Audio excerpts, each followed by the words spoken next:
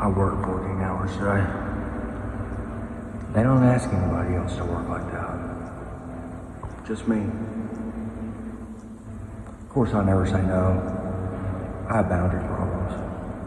I just need somebody to break them. I'm a real hard worker.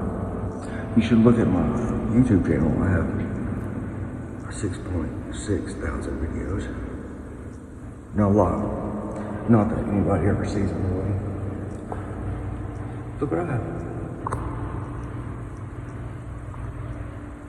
It's cold. You wanna see me drink it?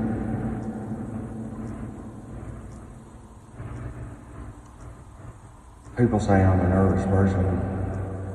You would be nervous if you were me too. Nothing good's gonna happen for me. I'm nothing but a scapegoat. I'm nothing but a slaughter lamb. So I'm told.